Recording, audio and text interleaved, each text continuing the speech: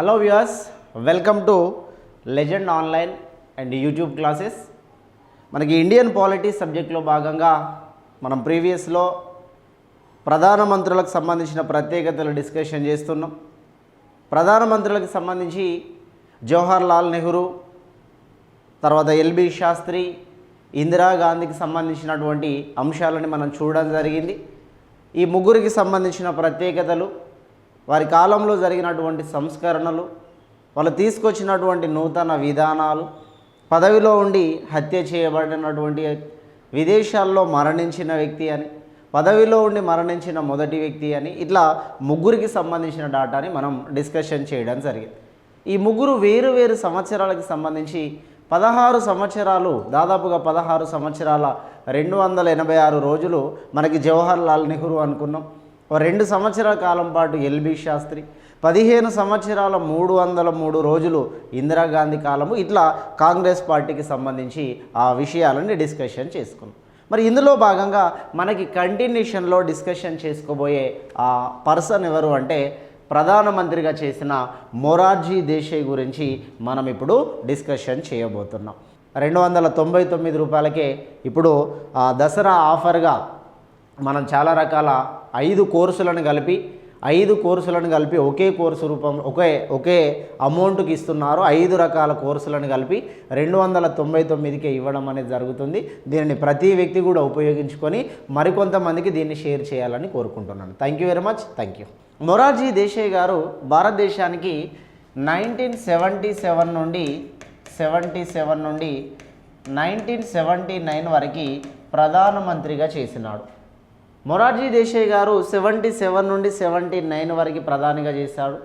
ఈయన పుట్టడం బొంబాయి రాష్ట్రంలో పుట్టాడు. బొంబాయి రాష్ట్రంలో పుట్టాడు. ఈ బొంబాయి రాష్ట్రానికి సీఎంగా కూడా చేయడం జరిగింది. బొంబాయి రాష్ట్రము అంటే బొంబాయి ప్రావిన్స్, అంతకుముందు ప్రావిన్స్ అంటే రాష్ట్రము అనేది. బొంబాయి ప్రావిన్స్కి సీఎంగా కూడా చేయడం అనేది జరిగింది. బొంబాయి ప్రావిన్స్కి సీఎంగా చేశాడు. బొంబాయి అనేటువంటి ఆ ప్రావిన్స్ని 1950లో బొంబాయి ప్రావిన్స్ని 1950లో 2 ప్రాంతాలుగా విడదీశాం. ఒకటి గుజరాత్ అన్నాము, రెండోది మహారాష్ట్ర అనే అటువంటి పేరుతో 1950లో బొంబాయి ప్రావిన్స్ని 2 రాష్ట్రాలుగా డివైడ్ చేయడం అనేది జరిగింది. గుజరాత్ ఏదైతే ఉందో గుజరాత్ని 1950లో ఏర్పాటు చేయడం జరిగింది. బొంబాయి ప్రాంతాన్ని పిలవడం మనం మహారాష్ట్ర అని పిలుస్తున్నాం. ఎప్పుడు విడదీశారు సార్ అనంటే 1950లో దీన్ని డివైడ్ చేయడం అనేది జరిగింది. ఈ డివైడ్ చేసినటువంటి గుజరాతే భారతదేశానికి 15వ రాష్ట్రంగా గుజరాత్ రాష్ట్రం అనేది ఏర్పడడం జరిగింది. బొంబాయి ప్రావిన్స్కి సంబంధించిన వ్యక్తి. అదేవిధంగా బొంబాయిలో ముఖ్యమంత్రిగా కూడా చేయడం జరిగింది మనకి మొరార్జీ దేశాయ్ గారు. ఈ మొరార్జీ దేశాయ్ గారు భారతదేశానికి అత్యధిక వయసులో 80 సంవత్సరాలు, అందరికంటే పెద్దవాడు, ప్రధానమంత్రులలో అందరికంటే పెద్దవాడు. అందుకే మనం ఎల్డర్ పిఎం ఆఫ్ ఇండియా, ప్రధానమంత్రుల్లో అందరికంటే పెద్దవాడు, అత్యధిక వయసులో ప్రధాని, 80 సంవత్సరాల వయసులో. ఈ 80 సంవత్సరాల వయసులో ప్రధాని అని మొరార్జీ దేశాయ్ని పిలుస్తాం. అతి చిన్న వయసులో ప్రధాని, అతి చిన్న వయసు, వెరీ యంగెస్ట్ పిఎం అని చెప్పేసి మనం రాజీవ్ గాంధీని పిలుస్తాం. రాజీవ్ గాంధీని వెరీ యంగెస్ట్ పిఎం అనే పేరుతో పిలుస్తాం. రాజీవ్ గాంధీ 42 సంవత్సరాల వయసులో దేశానికి ప్రధానమంత్రి అయ్యాడు. వయసుకు సంబంధించింది వచ్చింది కాబట్టి మరొకసారి చూద్దాం. అత్యధిక వయసులో ప్రధానమంత్రి అయింది మొరార్జీ దేశాయ్. అతి చిన్న వయసులో ప్రధాని అయింది రాజీవ్ గాంధీ. భారతదేశానికి అతి పెద్ద వయసులో రాష్ట్రపతి అయినది 77 ఇయర్స్కి రాష్ట్రపతి అయ్యాడు ఆర్ వెంకట్రామన్ గారు అత్యధిక వయసులో రాష్ట్రపతి కావడం జరిగింది. అతి చిన్న వయసులో రాష్ట్రపతి అయినటువంటి పర్సన్ అని, చిన్న వయసులో రాష్ట్రపతి అయిన పర్సన్ అని ద్రౌపది ముర్ము గారిని చిన్న వయసులో రాష్ట్రపతి 64 సంవత్సరాల 1 నెల కాలంలో భారతదేశానికి రాష్ట్రపతిగా చేసింది ద్రౌపది ముర్ము. ఎక్కువ వయసులో ప్రధానమంత్రి అయినవాడు మొరార్జీ దేశాయ్. అతి చిన్న వయసులో ప్రధానమంత్రి అయింది రాజీవ్ గాంధీ, అతి పెద్ద వయసులో రాష్ట్రపతి అయింది ఆర్ వెంకట్రామన్, అతి చిన్న వయసులో రాష్ట్రపతి అయింది ద్రౌపది ముర్ము. 64 సంవత్సరాల 1 నెల వయసుకు సంబంధించిన అంశాలు మనం డిస్కషన్ చేసుకున్నాం. ఇందులో భాగంగా మొరార్జీ దేశాయ్ గారు ఐసీఎస్ ఆఫీసర్గా కూడా సెలెక్ట్ అవ్వడం జరిగింది. ఇండియన్ సివిల్ సర్వెంట్ అంటాం. ఐసీఎస్ అంటే ఇండియన్ సివిల్ సర్వెంట్. ఈ ఇండియన్ సివిల్ సర్వెంట్ అనేటువంటి ఐసీఎస్ పదవిని 1947 నుండి ఐఏఎస్ ఇండియన్ అడ్మినిస్ట్రేటివ్ సర్వీస్గా మార్చడం జరిగింది. అంటే మొరార్జీ దేశాయ్ గారు ఒక కలెక్టర్తో సమానమైనటువంటి హోదాని అనుభవించడం జరిగింది. ఆ పదవిలో కొనసాగినటువంటి వ్యక్తి. ఈ కొనసాగినటువంటి వ్యక్తి 1947లో ఐసీఎస్ అనే పేరుని మనం ఐఏఎస్గా మార్చాం. సివిల్ సర్వీసులకు సంబంధించిన అంశాన్ని ఐఏఎస్గా మార్చాం. ఈ సివిల్ సర్వీసులు ఏవైతే ఉన్నాయో భారతదేశంలో 1947 కంటే ముందు దానిని ఐసీఎస్ అనేటువంటి పేరుతో పిలుస్తాం. భారతదేశంలో ఇండియన్ సివిల్ సర్వీసెస్ అనేవి 1947 నుండి ఐఏఎస్గా మనకి పేరుని మార్చడం జరిగింది. భారతదేశంలో మొదటిసారిగా సివిల్ సర్వీసులకి ఫ్రీగా ట్రైనింగ్ ఇస్తామని 1813 చార్టర్ చట్టం ద్వారా బ్రిటిష్ వాళ్ళు భారతదేశంలో ప్రతిపాదించడం జరిగింది. సివిల్ సర్వీసులకి ఫ్రీగా ట్రైనింగ్ ఇస్తాము అనేటువంటి విషయాన్ని 1813 సంవత్సరంలో చేశారు. 1854 సంవత్సరంలో మొదటిసారిగా సివిల్ సర్వీస్ ఎగ్జామ్ పైన ఒక కమిటీని వేశారు. ఈ 1854లో సివిల్ సర్వీస్ ఎగ్జామ్ పైన వేసినటువంటి ఆ కమిటీనే భారతదేశంలో మనకి లార్డ్ మెకాలే కమిటీ అని అంటాం. 1854లో లార్డ్ మెకాలే కమిటీ. మొదటిసారి సివిల్ సర్వీస్ ఎగ్జామ్ 1855లో సివిల్ సర్వీస్ ఎగ్జామ్ భారతదేశంలో జరిగింది. 1863లో మొదటి సివిల్ సర్వెంట్ ఆఫీసర్గా భారతదేశం నుండి సివిల్ సర్వెంట్ ఆఫీసర్గా ఎన్నికైనటువంటి వ్యక్తి మనకి భారతదేశం నుండి సివిల్ సర్వెంట్గా ఎన్నికైనటువంటి వ్యక్తి అని రవీంద్రనాథ్ ఠాగూర్కి సంబంధించినటువంటి బ్రదర్, మనకి రవీంద్రనాథ్ ఠాగూర్ వాళ్ళ బ్రదర్ మనకి సత్యేంద్రనాథ్ ఠాగూర్ అనే పేరుతో పిలుస్తాం. సత్యేంద్రనాథ్ ఠాగూర్ అనే పేరుతో ఆయనను పిలవడం జరుగుతుంది. భారతదేశంలో మొదటి సివిల్ సర్వెంట్ ఆఫీసర్గా సత్యేంద్రనాథ్ ఠాగూర్ను పిలుస్తాం. మీకు ఒక 2 పేర్లు చాలా సిమిలర్గా కనబడతాయండి. సత్యేంద్రనాథ్ ఠాగూర్, సత్యేంద్ర ప్రసాద్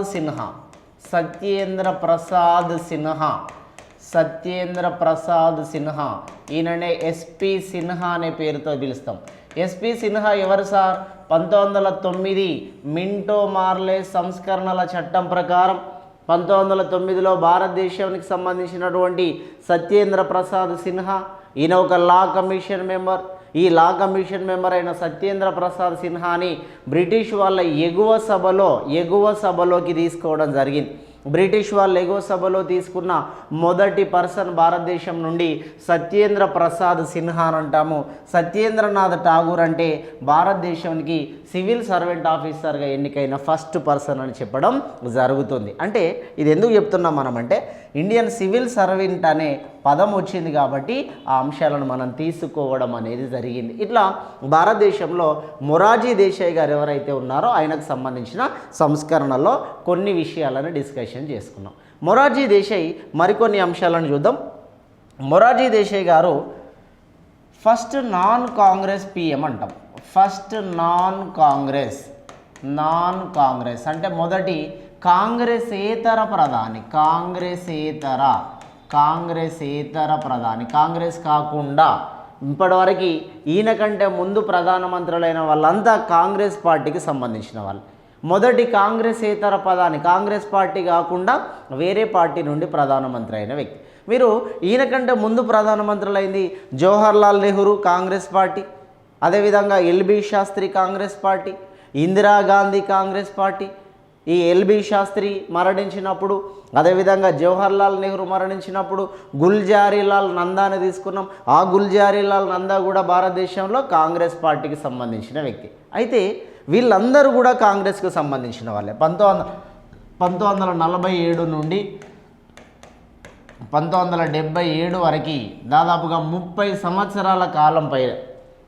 సంవత్సరాల కాలం పాటుగా కూడా భారతదేశానికి కాంగ్రెస్ పార్టీ ఆధీనంలోనే ఈ వ్యవస్థ అంతా కూడా కొనసాగడం జరిగింది. 30 సంవత్సరాల పైగా కొనసాగినారు. 57, 67, 77 దాదాపుగా 30 సంవత్సరాల పైగా వీళ్ళు కొనసాగడం అనేది జరిగింది. అయితే మొదటి కాంగ్రెసేతర ప్రభుత్వము అని చెప్పాము. మరి ఈ ప్రభుత్వాన్ని ఏ పేరుతో పిలవాలి సార్? వీళ్ళు ఏ పార్టీ అని చెప్పాలి సార్ అంటే జనతా పార్టీ అని చెప్పాలి. వీళ్ళని జనతా పార్టీ, జనతా పార్టీ నాయకుడు, అదేవిధంగా జనతా పార్టీ నుండి ప్రధానమంత్రి అయినటువంటి మొదటి వ్యక్తి మొరార్జీ దేశాయ్ గారు. ఈ జనతా పార్టీ ఆధీనంలో ఏర్పడినటువంటి ప్రభుత్వాన్ని మొదటి సంకీర్ణ ప్రభుత్వము అని పిలుస్తున్నాం. ఇక్కడ మొదటి సంకీర్ణ ప్రభుత్వము, ఫస్ట్ కోయలీషన్ గవర్నమెంట్, మొదటి సంకీర్ణ ప్రభుత్వం ఏర్పడింది అని చెప్తాం. మొదటి సంకీర్ణ ప్రభుత్వం ఏర్పడింది. ఇది జనతా పార్టీ ఆధీనంలో ఏర్పడడం జరిగింది. మరి సంకీర్ణ ప్రభుత్వం ఏర్పడినప్పుడు ఎన్ని పార్టీలు కలిసి ఏర్పడినాయి సార్? ఎన్ని పార్టీలు కలిసి ఈ సంకీర్ణ ప్రభుత్వాన్ని ఫామ్ చేసుకున్నాయనే విషయాన్ని చూస్తే ఇందులో దాదాపుగా 4 పార్టీలు. ఒకటి భారతీయ జనసంఘ్ అనే పార్టీ ఒకటి. రెండోది ఇండియన్ నేషనల్ కాంగ్రెస్ ఆర్గనైజేషన్ అనేటువంటి పార్టీ. ఈ కాంగ్రెస్ ఆర్గనైజేషన్ని నేను ఆల్రెడీ మీకు ప్రీవియస్లో చెప్పాను. కాంగ్రెస్ ఆర్గనైజేషన్, ఇందిరాగాంధీ కాంగ్రెస్ అని కాంగ్రెస్ పార్టీ 2 విభాగాలుగా చీలిపోయింది. నెక్స్ట్ భారతీయ లోక్దళ్ పార్టీ, మూడోది భారతీయ లోక్దళ్ పార్టీ, అదేవిధంగా 4వది సోషలిస్ట్ పార్టీ అని ఈ 4 పార్టీలు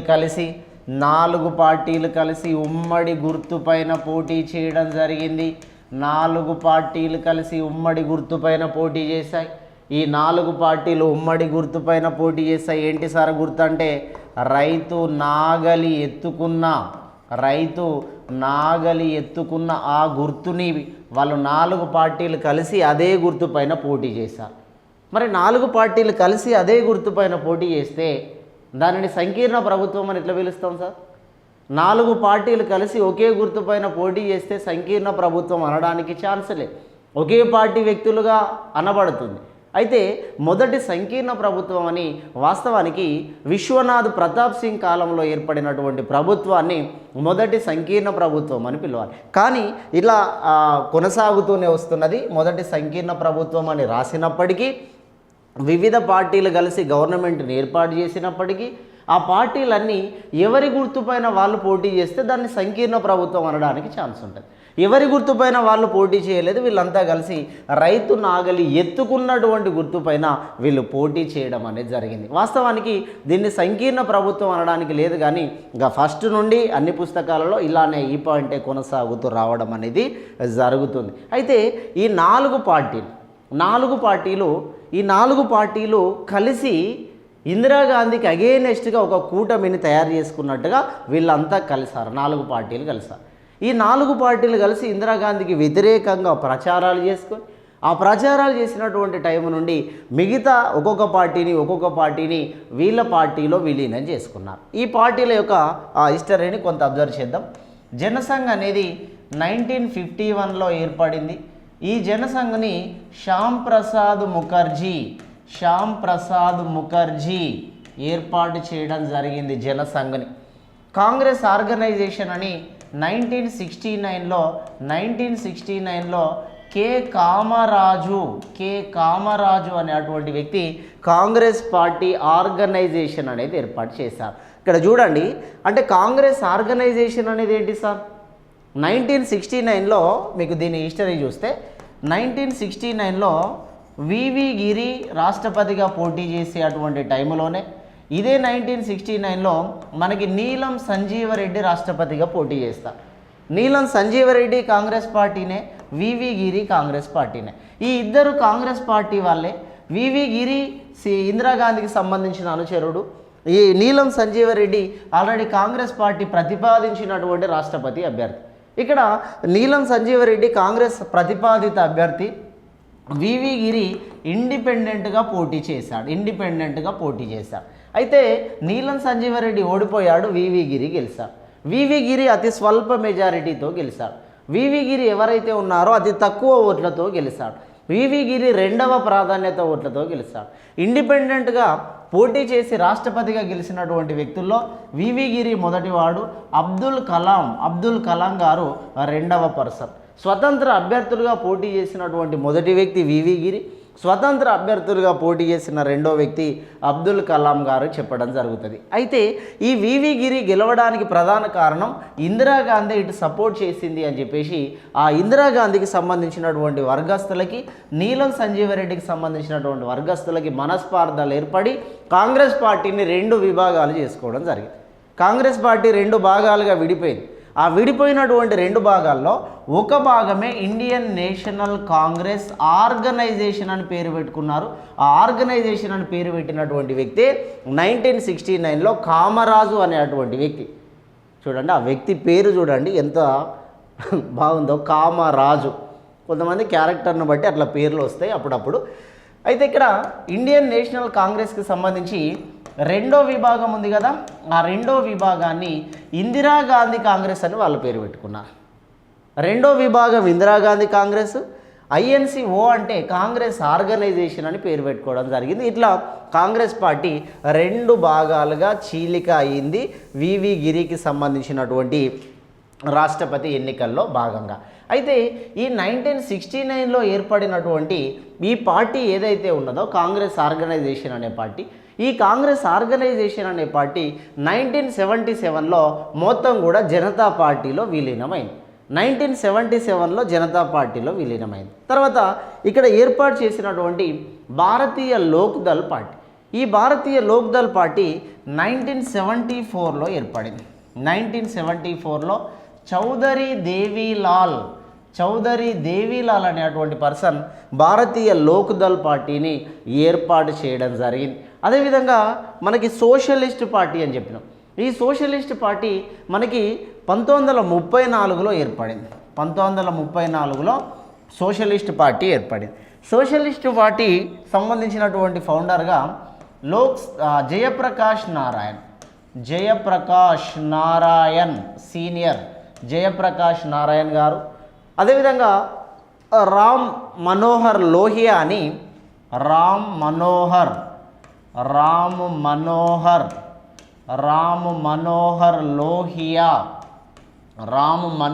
లోహియా, ఆచార్య నాగేంద్ర అనేటువంటి పర్సన్, వీళ్ళు ఆచార్య నాగేంద్ర అనొద్దు, ఆచార్య నరేంద్ర, వీళ్ళు ముగ్గురు కలిసి సోషలిస్ట్ పార్టీని ఏర్పాటు చేశారు. ఇక్కడ మీరు అర్థం చేసుకోవాల్సిన విషయం ఏంటంటే 4 పార్టీలు ఏవైతే ఉన్నాయో, జనసంఘ్ కానీ, కాంగ్రెస్ ఆర్గనైజేషన్ కానీ, భారతీయ లోక్దళ్ పార్టీ కానీ, సోషలిస్ట్ పార్టీ కానీ, ఈ 4 పార్టీలు కలిసి ఉమ్మడి గుర్తుపైన పోటీ చేశాయి. ఆ ఉమ్మడి గుర్తే రైతు నాగలి ఎత్తుకున్నటువంటి గుర్తుపైన వీళ్ళు పోటీ చేసి మొత్తానికి అధికారం అనేది సంపాదించారు. లోక్సభలో మొత్తం లోక్సభ స్థానాల్లో దాదాపుగా 350కి పైగా లోక్సభ స్థానాలు వీళ్ళు గెలుచుకోవడం జరిగింది. ఇందిరాగాంధీ పైన విపరీతమైనటువంటి వ్యతిరేకత ఆల్రెడీ 1975 నుండి 1977 వరకు ఇందిరాగాంధీ ఎమర్జెన్సీ విధించింది. ఎమర్జెన్సీ కండిషన్ ఏంటండి? ఎమర్జెన్సీ పూర్తయినప్పటి నుంచి 6 నెలలలోగా లోక్సభ ఎన్నికలు జరగాలి. 1977 మార్చి 21న ఎమర్జెన్సీ కంప్లీట్ అయింది. 1975 జూన్ 25 నుండి 1977 మార్చి 21 వరకు ఇందిరాగాంధీ ఎన్నిక వివాదం వల్ల జరిగినటువంటి దానిలో ఇందిరాగాంధీ నేషనల్ ఎమర్జెన్సీ, జాతీయ అత్యవసర పరిస్థితిని ఇందిరాగాంధీ విధించింది. ఈ అత్యవసర పరిస్థితిని 1977 మార్చి 21న రద్దు చేశారు. మార్చి 21న రద్దు చేసినప్పుడు బీడి జెట్టి, బసప్ప, దానప్ప జెట్టి అని కర్ణాటక ప్రాంతానికి సంబంధించిన వ్యక్తి. ఈ బీడి జెట్టి అప్పుడు భారతదేశానికి తాత్కాలిక రాష్ట్రపతిగా పనిచేస్తున్నాడు. తాత్కాలిక రాష్ట్రపతిగా ఎందుకు చేస్తున్నాడు సార్ అంటే, అప్పుడు ఫక్రుద్దీన్ ఫక్రుద్దీన్ అలీ అహ్మద్ అనేటువంటి ముస్లిం రాష్ట్రపతి మరణించాడు. 1977లో ఆయన మరణించాడు. ఇదే ఫక్రుద్దీన్ అలీ అహ్మద్ 1974 నుండి 1977 వరకు భారతదేశానికి రాష్ట్రపతిగా కొనసాగాడు. రాష్ట్రపతి మరణిస్తే తాత్కాలిక రాష్ట్రపతిగా కొనసాగాల్సినటువంటి బాధ్యత ఉపరాష్ట్రపతి పైన ఉంటుంది. కాబట్టి అప్పుడు మరణించినటువంటి ఫక్రుద్దీన్ అలీ అహ్మద్ ప్లేస్లో ఉపరాష్ట్రపతిగా ఉన్న బీడీ జెట్టి తాత్కాలిక రాష్ట్రపతిగా కొనసాగినాడు. ఈ తాత్కాలిక రాష్ట్రపతిగా కొనసాగిన బీడీ జెట్టి ఇందిరాగాంధీ కాలంలోని ఎమర్జెన్సీని రద్దు చేశాడు.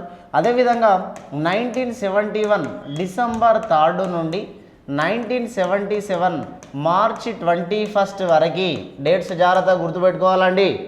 1971 డిసెంబర్ 3 నుండి 1977 మార్చి 21 వరకు ఇండియా వర్సెస్ పాకిస్తాన్ వార్ జరిగింది.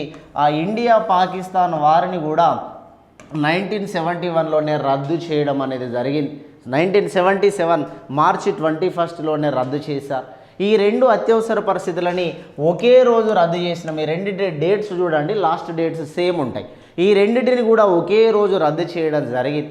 రెండింటిని ఒకే రోజు రద్దు చేసినప్పుడు తాత్కాలిక రాష్ట్రపతిగా కొనసాగిన వ్యక్తి బీడీ జెట్టి. ఆ బీడీ జెట్టి ఫక్రుద్దీన్ అలీ అహ్మద్ కాలంలో ఆయన మరణించిన తర్వాత ఈ దేశానికి తాత్కాలిక రాష్ట్రపతిగా చేయడం అనేది జరిగింది. అయితే ఈ ఎమర్జెన్సీ కండిషన్ ఏంటి సార్ అంటే, ఎమర్జెన్సీ కంప్లీట్ అయినప్పటి నుంచి 6 నెలలలోగా తప్పకుండా సాధారణ ఎన్నికలు అనేది నిర్వహించాలి. ఆ సాధారణ ఎన్నికలు నిర్వహిస్తే ఇందిరాగాంధీ చేసినటువంటి ఈ అరాచకాల వల్ల ఇందిరాగాంధీని, ఆమె కొడుకు సంజయ్ గాంధీని, సంజయ్ గాంధీని మరికొంతమంది ఇందిరాగాంధీకి సంబంధించిన వర్గస్తులని అతి దారుణంగా ప్రజలంతా కలిసి ఓడించడం అనేది జరిగింది. ఈ ఓడించడానికి ప్రధాన కారణం ఇందిరాగాంధీ విధించినటువంటి ఎమర్జెన్సీనే ప్రధాన కారణంగా చెప్పడం జరుగుతుంది. అందుకే 1977లో లోక్సభ ఎన్నికలు జరిగితే ఆ లోక్సభ ఎన్నికల్లో ఇందిరాగాంధీ ప్యానల్ ఎవరైతే ఉన్నారో వీళ్ళంతా కూడా దాదాపుగా ఓడిపోవడం జరిగింది. అత్యధిక మెజారిటీతో 350కి పైగా మెజారిటీతో మొరార్జీ దేశాయ్ అధికారంలోకి వచ్చినాడు. అయితే ఈ మొరార్జీ దేశాయ్కి సంబంధించినటువంటి ప్రక్రియల్లో మరికొన్ని అంశాలను చూసినట్టయితే, మొరార్జీ దేశాయ్ గారు ఉప ప్రధానిగా చేసి ప్రధానమంత్రి అవ్వడం జరిగింది భారతదేశానికి. మొరార్జీ దేశాయ్ గారు ఉప ప్రధానమంత్రిగా చేశారు భారతదేశానికి. మరి ఉప ప్రధానమంత్రి అనే పదవి ఉందా సార్ భారత రాజ్యాంగం ప్రకారం? ఉప ముఖ్యమంత్రి అనే పదవి ఉంది అసలు భారత రాజ్యాంగంలో? ఉప ముఖ్యమంత్రి పదవి కానీ ఉప ప్రధానమంత్రి పదవి కానీ ఉన్నాయా? ఇవి లేవు. ఇవి అడిషనల్గా వాళ్ళు క్రియేట్ చేసుకునే అటువంటి పదవి. ప్రధానమంత్రితో సమానమైనటువంటి వయసు కలిగిన వ్యక్తులని, లేదా వీళ్ళకి ఏదన్నా చిన్న శాఖ ఇస్తే వీళ్ళు ఏమైనా ఇబ్బంది పడతారేమో అని భావించుకుంటే ఉప ముఖ్యమంత్రి, ఉప ప్రధానమంత్రి అని ఇట్లాంటి అంశాలు, అంటే ఇలాంటి పదవులు క్రియేట్ చేసుకుంటారు. కానీ ఖచ్చితంగా వీళ్ళకి ఇవ్వాలి అనే కండిషన్ ఎక్కడా లేదు. ఉప ప్రధానమంత్రి అనే కండిషన్ ఎక్కడా లేదు. చూద్దాం. భారతదేశానికి ఈయన ఉప ప్రధానమంత్రిగా చేసి ప్రధానమంత్రిగా కూడా చేసినటువంటి వ్యక్తి. మరి ఇప్పటివరకు ఉప ప్రధానమంత్రులుగా భారతదేశానికి మొదటిసారి ఉప ప్రధానమంత్రి సర్దార్ వల్లభాయ్ పటేల్ గారు భారతదేశానికి మొదటి ఉప ప్రధానమంత్రిగా చేసినటువంటి వ్యక్తి. అదేవిధంగా ఉప ప్రధానిగా చేసిన నెక్స్ట్ పర్సన్ మనకి మొరార్జీ దేశాయ్ ఉప ప్రధానమంత్రిగా చేయడం అనేది జరిగింది. మొరార్జీ దేశాయ్ తర్వాత చౌదరి చరణ్ సింగ్, అదేవిధంగా మనకి బాబు జగ్జీవన్ రామ్ ఈయన కూడా మనకి భారతదేశానికి ఉప ప్రధానమంత్రిగా చేసినటువంటి వ్యక్తి బాబు జగ్జీవన్ రామ్. ఈ జగ్జీవన్ రామ్ తర్వాత వైబీ చవాన్ ఈయన కూడా ఉప ప్రధానమంత్రిగా చేసినాడు. చౌదరి దేవీలాల్ ఇప్పుడు మనం ఇంతకుముందు మాట్లాడినామండి. భారతీయ లోక్దల్ పార్టీని ప్రారంభించినటువంటి వ్యక్తి చౌదరి దేవీలాల్ ఉప ప్రధానమంత్రిగా చేశాడు. అదేవిధంగా లాల్ కృష్ణ ఎల్కే అద్వానీ గారు కూడా ఉప ప్రధానమంత్రిగా చేసినారు. 2002 నుంచి 2004 వరకు చేసినాడు. 2004 నుంచి ఇప్పటి వరకు ఉప ప్రధానమంత్రి అనే పదవి లేదు భారతదేశంలో. 2002 నుండి 2004 వరకు ఉప ప్రధానిగా చేసినాడు. మరి ఉప ప్రధాని అనే పోస్ట్ ఎప్పుడు ఏర్పడింది సార్?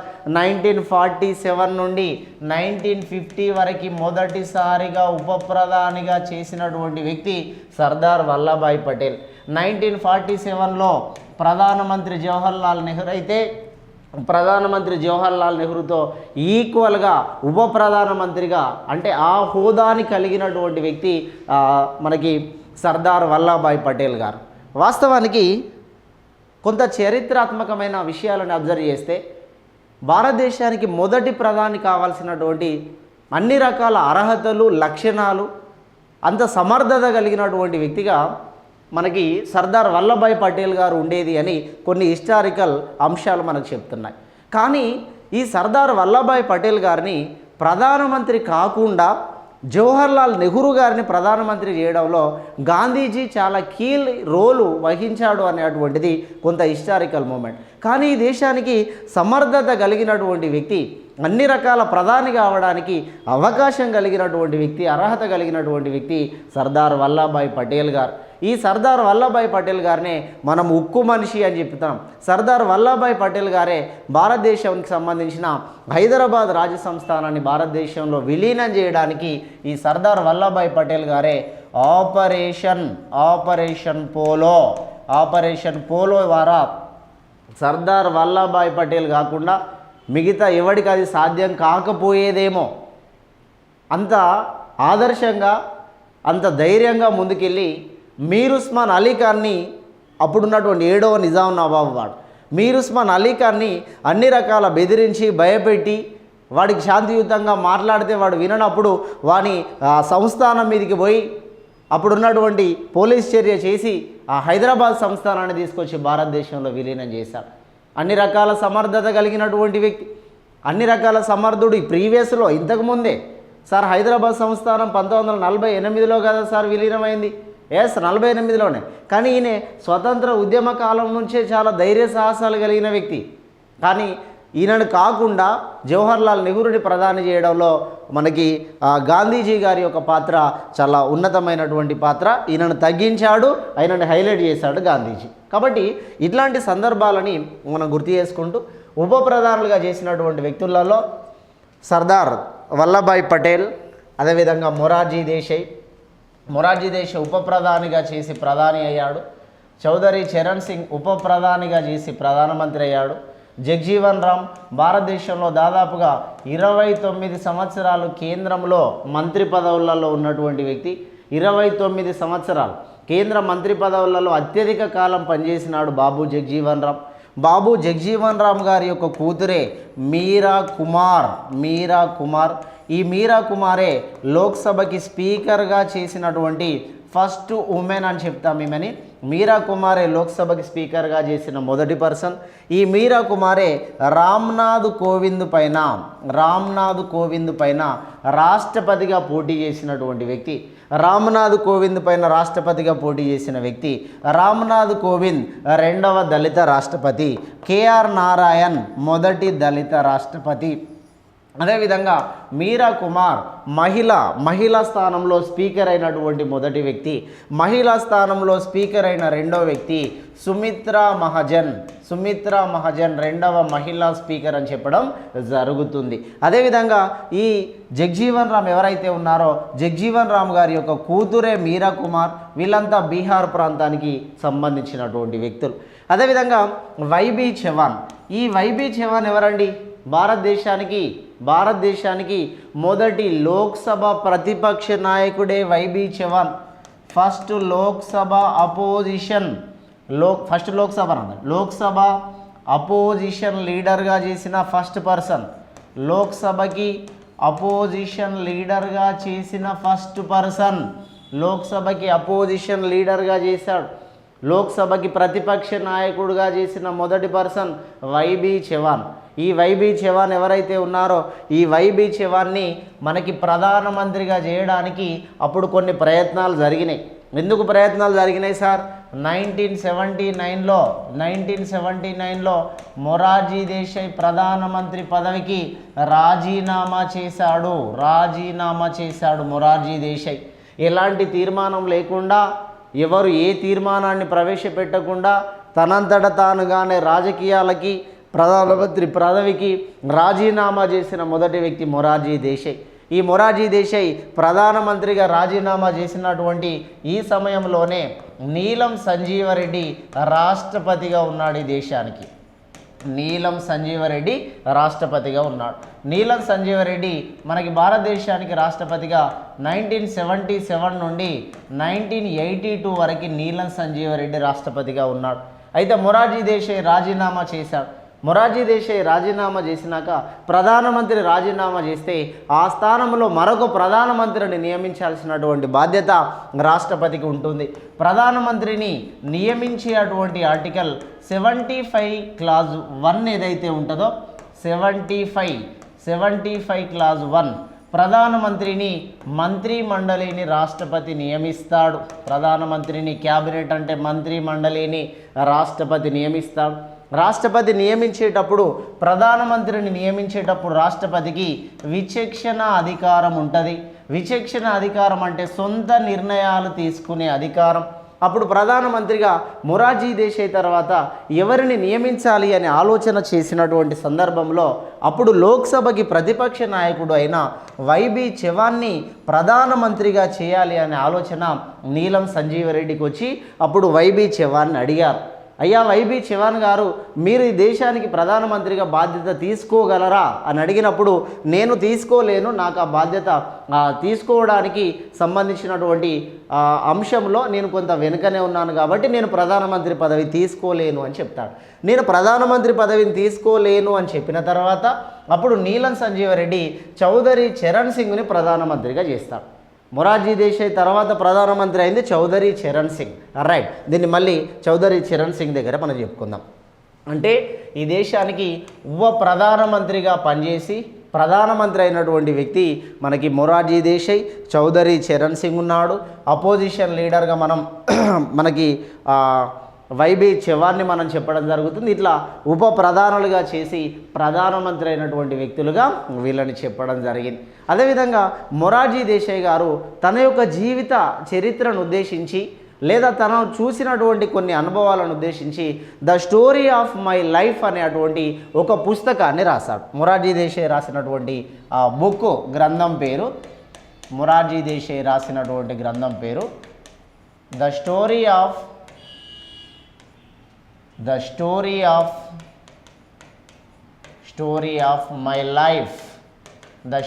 ఆఫ్ మై లైఫ్ అనేటువంటి ఆ గ్రంథాన్ని రచించినటువంటి వ్యక్తి మనకి మొరార్జీ దేశాయ్ గారిని ఆ రకంగా చెప్పడం జరిగింది. ఇంకా మొరార్జీ దేశాయ్ గారి కాలంలో జరిగిన కొన్ని అంశాలని చూద్దాం.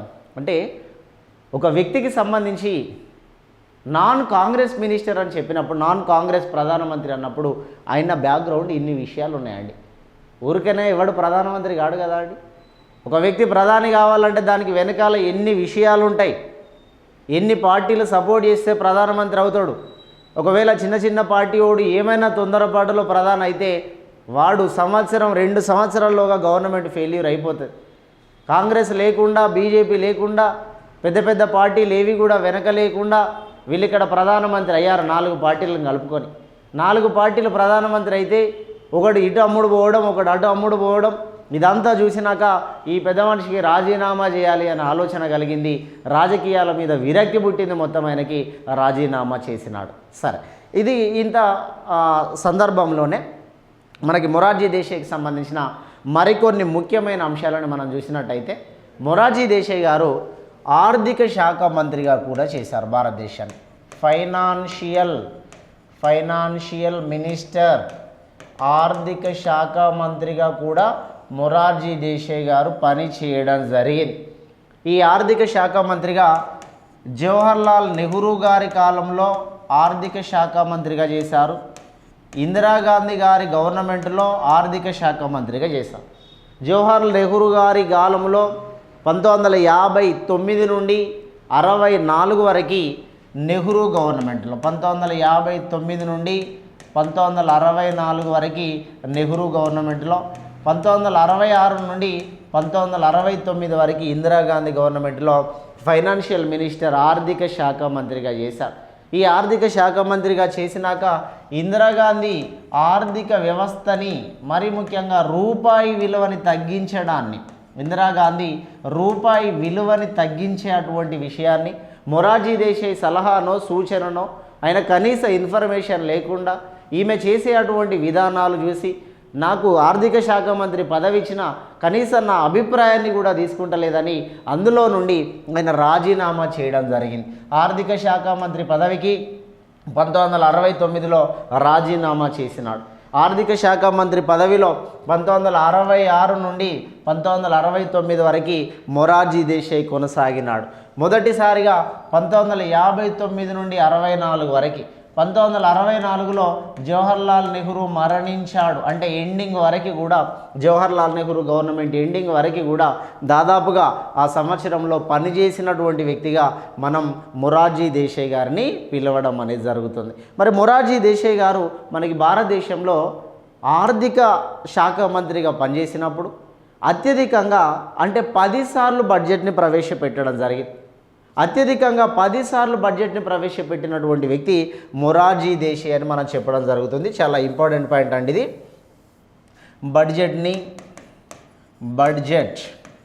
బడ్జెట్ని అత్యధిక సార్లు అంటే ఎక్కువ సార్లు అత్యధిక సార్లు మోర్ టైమ్స్ ఎక్కువ సార్లు బడ్జెట్ని ప్రవేశపెట్టినటువంటి వ్యక్తి మొరార్జీ దేశాయ్. దాదాపుగా 10 సార్లు బడ్జెట్ని ప్రవేశపెట్టారు. అదేవిధంగా చిదంబరం ఎవరైతే ఉన్నారో ఈయన 9 సార్లు బడ్జెట్ని ప్రవేశపెట్టారు. ప్రణబ్ ముఖర్జీ గారు 8 సార్లు బడ్జెట్ని ప్రవేశపెట్టడం జరిగింది. 8 సార్లు బడ్జెట్ ప్రవేశపెట్టింది ప్రణబ్ ముఖర్జీ. అదేవిధంగా యశ్వంత్ సిన్హా అదేవిధంగా సిడి దేశ్ముఖ్ వీళ్ళిద్దరూ ఆర్థిక శాఖ మంత్రులుగా వేరు గవర్నమెంట్లలో పనిచేసినప్పుడు 7 సార్లు బడ్జెట్ని ప్రవేశపెట్టడం జరిగింది. అదేవిధంగా మన్మోహన్ సింగ్ ఆర్థిక శాఖ మంత్రిగా పనిచేసినాడు. అదేవిధంగా టిటి కృష్ణమాచారి కూడా ఆర్థిక శాఖ మంత్రిగా పనిచేసినాడు. వీళ్ళిద్దరు కూడా బడ్జెట్ని 6 సార్లు ప్రవేశపెట్టినారు. అదేవిధంగా నిర్మలా సీతారామన్ గారు 5 సార్లు బడ్జెట్ని ప్రవేశపెట్టడం జరిగింది. 5 సార్లు బడ్జెట్ని ప్రవేశపెట్టారు. బడ్జెట్ అనే అంశానికి సంబంధించిన విషయం ఇది. ఈ బడ్జెట్కి సంబంధించి మరొకసారి చూద్దాం. బడ్జెట్ ఆర్థిక శాఖ మంత్రిగా పనిచేసినారు కాబట్టి ఆర్థిక శాఖ మంత్రిగా పనిచేసిన వ్యక్తి బడ్జెట్లను ప్రవేశపెడతారు. కొన్ని సందర్భాల్లో ఆర్థిక శాఖ ప్రధానమంత్రి చేతుల్లో కూడా ఉంటుంది. ఇందిరాగాంధీ ఆర్థిక శాఖ ప్రధానమంత్రి 2 బాధ్యతలు కొన్ని సందర్భాలు కొనసాగించింది. అదేవిధంగా జవహర్లాల్ నెహ్రూ కూడా కొన్ని సందర్భాల్లో ఆర్థిక శాఖ తన ఆధీనంలో పెట్టుకున్నాడు. ఆర్థిక శాఖ మంత్రిగా కొనసాగినప్పుడు బడ్జెట్లు ఎక్కువ సార్లు ప్రవేశపెట్టిన వ్యక్తి అని మొరార్జీ దేశాయ్ని పిలవడం జరిగింది. ఎందుకంటే నెహ్రూ కాలంలో ఇందిరాగాంధీ కాలంలో ఎక్కువగా బడ్జెట్లను ప్రవేశపెట్టినారు. ఆ సందర్భాల్లో చిదంబరం గారు 9 సార్లు బడ్జెట్ని ప్రవేశపెట్టిన ఆర్థిక శాఖ మంత్రి. ప్రణబ్ ముఖర్జీ గారు 8 సార్లు బడ్జెట్ని ప్రవేశపెట్టారు. అతి చిన్న వయసులో ఆర్థిక శాఖ మంత్రిగా చేసినటువంటి వ్యక్తి కూడా మనకి ప్రణబ్ ముఖర్జీ గారు ప్రపంచంలోనే అతి గొప్ప ఆర్థిక మంత్రిగా పేరు తెచ్చుకోవడం జరిగింది. ప్రపంచంలోని అతి గొప్ప ఆర్థిక శాఖ మంత్రిగా చిదంబరానికి మన ప్రణబ్ ముఖర్జీ గారికి పేరున్నది. ప్రపంచంలో అతి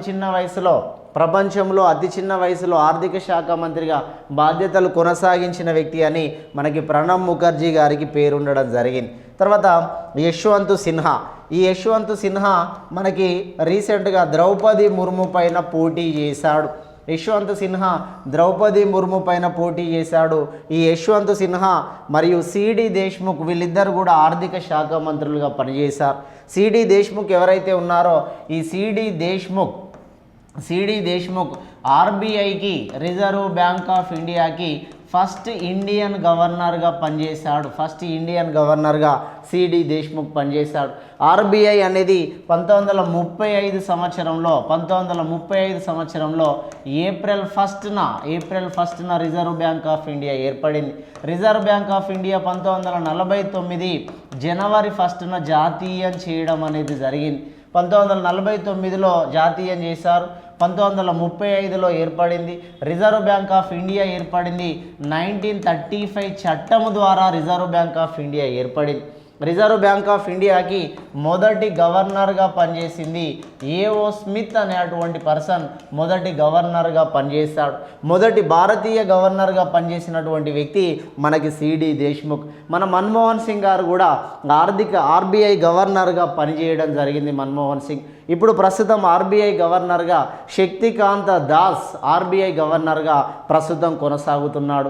ఈయన కంటే ముందు పనిచేసినటువంటి వ్యక్తులు ఊర్జిత్ పటేల్ ఆర్బీఐ గవర్నర్గా కూడా పనిచేయడం జరిగింది. ఇదే సిడి దేశ్ముఖ్ భారతదేశంలో వివి గిరి పోటీ చేసినప్పుడు వివి గిరి, నీలం సంజీవ రెడ్డి, సిడి దేశ్ముఖ్ ఈ ముగ్గురు మధ్య ప్రధానంగా పోటీ జరిగింది. సిడి దేశ్ముఖ్ యొక్క రెండవ ప్రాధాన్యత ఓట్లని చీల్చడం వలన వివి గిరి అతి స్వల్పమైన మెజారిటీ అంటే 50.22% మెజారిటీతో అతి స్వల్ప మెజారిటీతో గెలిచినటువంటి రాష్ట్రపతి వివి గిరి గారిని చెప్పడం జరుగుతుంది. అవి ఎవరి ఓట్లండి అని అంటే సిడి దేశ్ముఖ్కు సంబంధించినటువంటి ఓట్లుగా మనం ఇక్కడ చెప్పడం జరుగుతుంది. వీళ్ళు 7 సార్లు బడ్జెట్లని ప్రవేశపెట్టడం జరిగింది. తర్వాత మన్మోహన్ సింగ్ గారు మరియు టిటి కృష్ణమాచారి మన్మోహన్ సింగ్ వీళ్ళిద్దరు కూడా వేరు పర్సన్స్ అండి. టిటి కృష్ణమాచారి, మన్మోహన్ సింగ్ వీళ్ళిద్దరు కూడా ఆర్థిక శాఖ మంత్రిగా చేసినప్పుడు 6 సార్లు బడ్జెట్ని ప్రవేశపెట్టడం జరిగింది. మన్మోహన్ సింగ్ గారు పివి నరసింహారావు గారి కాలంలో ఆర్థిక శాఖ మంత్రిగా మన్మోహన్ సింగ్ గారు పనిచేయడం జరిగింది. ఈ ఆర్థిక శాఖ మంత్రిగా పనిచేసిన మన్మోహన్ సింగ్ పివి నరసింహారావు 1991 నుంచి 1996 వరకు పివి నరసింహారావు ప్రధానమంత్రిగా చేశాడు. పివి నరసింహారావు గారు దక్షిణ భారతదేశం నుండి ప్రధానమంత్రి అయినటువంటి మొదటి వ్యక్తిగా పివి నరసింహారావు గారిని చెప్తాం. ఏ సభలో సభ్యత్వం లేకుండా ప్రధానమైన మొదటి వ్యక్తిగా పివి నరసింహారావు అని చెప్తాం. ఈ పివి నరసింహారావు గారి కాలంలో ఆర్థిక శాఖ మంత్రిగా పనిచేసిందే మన్మోహన్ సింగ్ ఆర్థిక శాఖ మంత్రిగా పనిచేశాడు. 1991లో వీళ్ళిద్దరి హయాంలోనే ఫైనాన్షియల్ రీఫార్మ్స్ ఆర్థిక సంస్కరణలు అనేవి 1991లో పివి నరసింహారావు గారి ప్రధానమంత్రిగా ఉన్నప్పుడు ఆర్థిక శాఖ మంత్రిగా పనిచేసినటువంటి వ్యక్తి మన్మోహన్ సింగ్ అని అన్నాం. వీళ్ళిద్దరూ ఆర్థిక సంస్కరణలు తీసుకురావడంలో చాలా క్రియాశీలకమైన వ్యక్తులు. తర్వాత నిర్మలా సీతారామన్ గారు 5 సార్లు బడ్జెట్ని ప్రవేశపెట్టడం అనేది జరిగింది. నిర్మలా సీతారామన్ గారు ప్రస్తుతం భారతదేశానికి ఆర్థిక శాఖ మంత్రిగా కూడా కొనసాగుతున్న వ్యక్తిగా మనం చెప్పడం జరుగుతుంది. అంటే భారతదేశంలో మరి బడ్జెట్ అనేదానికి కొంత ప్రియారిటీ ఉందండి. ఉంది. చూద్దాం.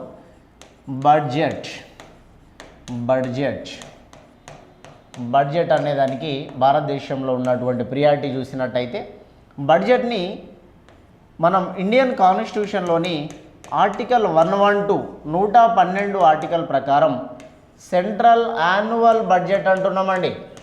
సెంట్రల్ యాన్యువల్ బడ్జెట్, కేంద్ర వార్షిక బడ్జెట్ అంటాం దీన్ని. కేంద్ర వార్షిక బడ్జెట్ ఈ 112 ఆర్టికల్ ప్రకారం కేంద్రంలో వార్షిక బడ్జెట్ వస్తుంది.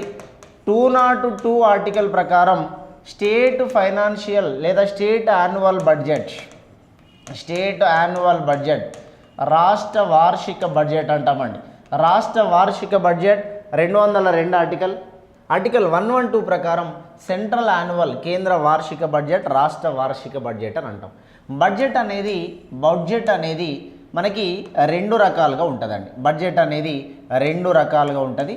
ఫస్ట్ వన్ రైల్వే బడ్జెట్ అంటాం. రెండోది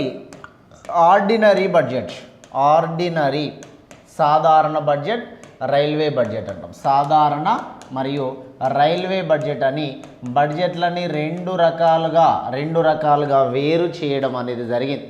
ఈ బడ్జెట్లలో మొదటిసారిగా ప్రవేశపెట్టేది ఏంటి సార్ అంటే రైల్వే బడ్జెట్ని ప్రవేశపెడతారు. రెండోసారిగా ప్రవేశపెట్టేది సాధారణ బడ్జెట్ని ప్రవేశపెట్టడం జరుగుతుంది.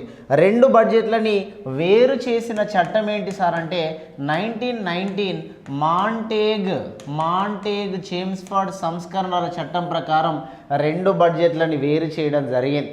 రెండు బడ్జెట్లని వేరు చేసినటువంటి సంవత్సరం 1923లో రెండు బడ్జెట్లని వేరు చేశారు. రెండు బడ్జెట్లని వేరు చేయడానికి అక్వర్త్ కమిటీ అనేది నియమించడం జరిగింది. రెండు బడ్జెట్లను వేరు చేయడానికి అక్వర్త్ కమిటీని నియమిస్తే ఈ అక్వర్త్ కమిటీ అనేది 1926 నుంచి అమలులోకి రావడం జరిగింది. 1919 చట్టాన్నే మాంటేగ్ చేమ్స్ఫర్డ్ సంస్కరణల చట్టము. ఈ చట్టం ప్రకారం కేంద్ర బడ్జెట్ని అంటే కేంద్రంలో ఉండేటువంటి బడ్జెట్ని రైల్వే బడ్జెట్ అని ఆర్డినరీ బడ్జెట్ అని బడ్జెట్లని రెండు రకాలుగా విడదీసాం. బడ్జెట్లని రెండు భాగాలుగా చేయడానికి వేసినటువంటి కమిటీనే అక్వర్త్ కమిటీ అంటాం. అక్వర్త్ కమిటీ కంటే ముందు రెండు బడ్జెట్లు కూడా ఒకే బడ్జెట్గా ఉండేవి. రెండు వేరు అవ్వడానికి ప్రధాన కారణమే 1919 చట్టం.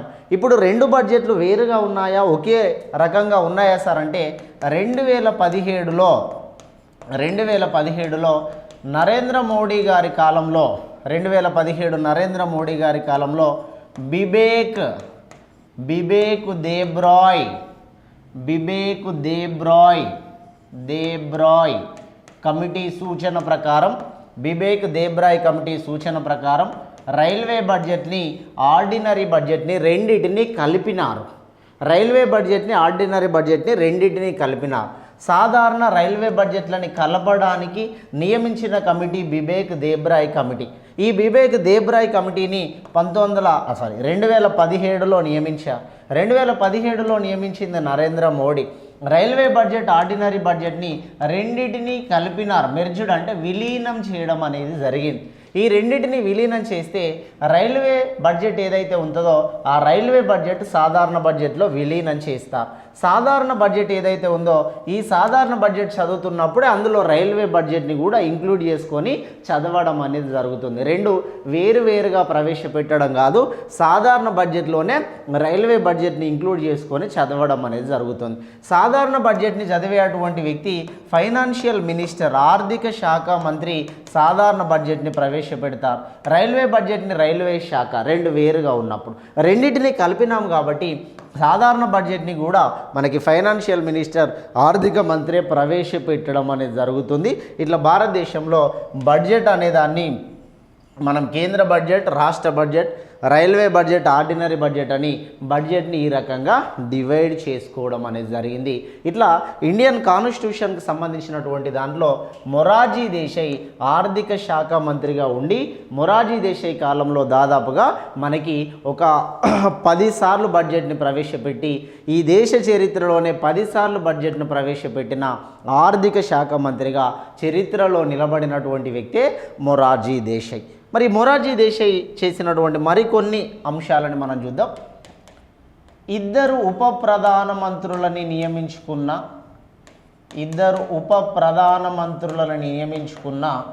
మొదటి ప్రధానమంత్రి మొరార్జీ దేశాయ్. ఈయన ప్రధానమంత్రిగా ఉన్నప్పుడు 1977 నుండి 1979 ఈ మధ్య కాలంలో ఇద్దరు ఉప ప్రధానమంత్రులను నియమించుకున్నాడు. ఒక ఆయనే చౌదరి చరణ్ సింగ్, రెండవ పర్సన్ మనకి బాబు జగ్జీవన్ రామ్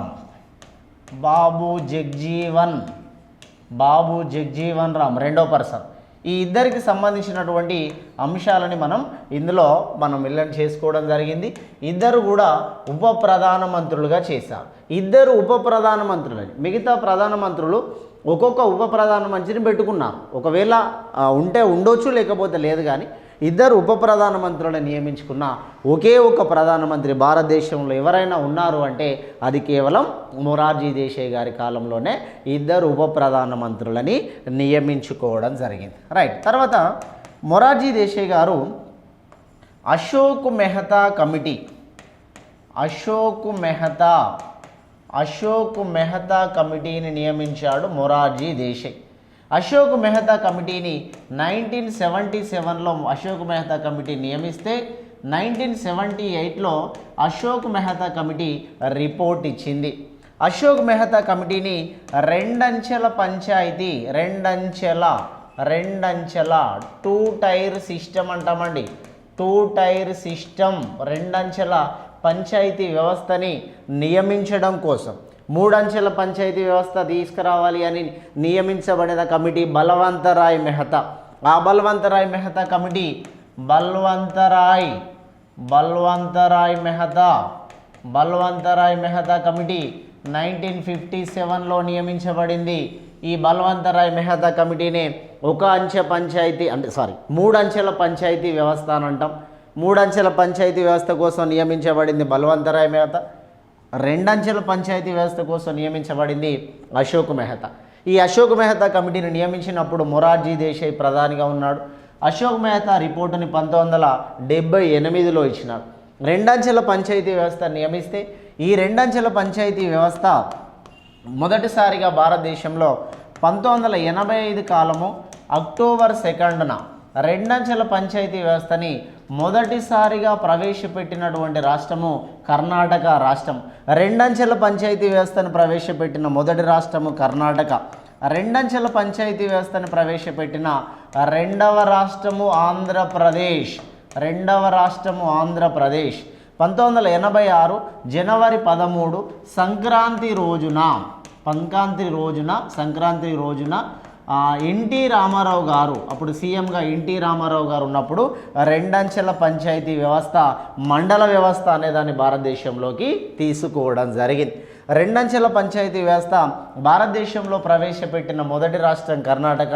2 అంచెల పంచాయతీ వ్యవస్థ భారతదేశంలో ప్రవేశపెట్టిన రెండవ రాష్ట్రం ఆంధ్రప్రదేశ్. 3 అంచెల పంచాయతీ వ్యవస్థని భారతదేశంలో ప్రవేశపెట్టిన మొదటి రాష్ట్రం రాజస్థాన్. 3 అంచెల పంచాయతీ వ్యవస్థని భారతదేశంలో ప్రవేశపెట్టిన రెండవ రాష్ట్రం ఆంధ్రప్రదేశ్. 3 అంచెల వ్యవస్థను ప్రవేశపెట్టిన రెండవది ఆంధ్రప్రదేశే. 2 అంచెల పంచాయతీ వ్యవస్థను ప్రవేశపెట్టిన రెండవ రాష్ట్రం కూడా ఆంధ్రప్రదేశ్ అని చెప్పడం జరుగుతుంది. ఇట్లా స్థానిక సంస్థల కోసం పంచాయతీరాజ్ వ్యవస్థ యొక్క అభివృద్ధిని అభిప్రాయాలని మార్చడానికి కూడా అశోక్ మెహతా కమిటీ ఒక కమిటీని నియమించడం జరిగింది. అది నియమించినటువంటి రిపోర్టులు సక్సెస్ చేసినారా అంటే అది సక్సెస్ చేయలేదు. ఎందుకంటే 77లో నియమించారు, 78లో రిపోర్ట్ ఇచ్చింది, 79లో మొరార్జీ దేశాయ్ కాలము ఆయన రాజీనామా చేశాడు, ఆయన కాలము అనేది పోవడం జరిగింది. ఇట్లా మనకి మొరార్జీ దేశాయ్ గారు తీసుకొచ్చిన అంశాలలో మనకు అశోక్ మెహతా కమిటీ కూడా చాలా ముఖ్యమైనది. అయితే మొరార్జీ దేశాయ్ గారు నిషాన్ ఈ పాకిస్తానీ అనేటువంటి పాకిస్తాన్ అత్యున్నత అవార్డుని తీసుకున్నాడు. నిషాన్ ఈ పాకిస్తానీ అని పాకిస్తాన్ దేశానికి సంబంధించిన అత్యున్నత అవార్డుని మొరార్జీ దేశాయ్ గారు పొందడం జరిగింది. ఈ అవార్డుని వేరే దేశానికి సంబంధించినటువంటి అవార్డుని పొందిన ఆ గొప్ప వ్యక్తిగా మన మొరార్జీ దేశాయ్ గారిని పిలవడం అనేది జరుగుతుంది. 1991లో మొరార్జీ దేశాయ్ గారు భారతరత్న అవార్డు పొందారు. ఇదే 1991లో భారతరత్న అవార్డు పొందిన మరొక వ్యక్తి రాజీవ్ గాంధీ. రాజీవ్ గాంధీ కూడా 1991లో భారతరత్న అవార్డు పొందాడు. ఇక్కడ విచిత్రం ఏంటంటే 1978 నుండి 1980 వరకు భారతరత్న అవార్డుని బ్యాన్ చేసినాడు మొరార్జీ దేశాయ్. బ్యానడ్ భారతరత్న అవార్డుని 1978 నుండి 1980 వరకు మొరార్జీ దేశాయ్ భారతరత్న అవార్డుని రద్దు చేశాడు. భారతరత్న అవార్డుని 1980 సంవత్సరంలో మళ్ళీ తిరిగి ప్రవేశపెట్టింది ఇందిరాగాంధీ గవర్నమెంట్ వచ్చినాక మళ్ళీ తిరిగి ప్రవేశపెట్టింది. 1980 నుంచి 1984 మరణించేంత వరకు ఇందిరాగాంధీ మళ్ళీ ప్రధానమంత్రిగా చేయడం జరిగింది.